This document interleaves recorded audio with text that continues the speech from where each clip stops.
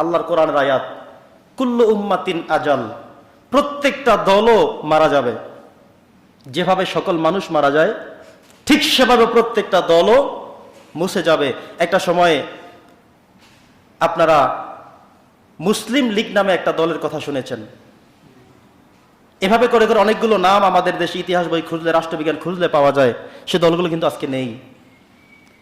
বাংলাদেশ থেকে এই পালিয়ে যাওয়া আমাদের প্রধান যাওয়ার পরেই তার ছেলে বিবৃতি দিল, আমার মা আর রাজনীতি করবে না। তার মানে হলো তারা বুঝতে পেরেছে এত পরিমাণে অপরাধ তারা করেছে, এত নৃশংস হত্যা তারা করেছে, এত কিছু তারা করেছে, এখানে আসার তো আর কোনো কিছু থাকতেই পারে না।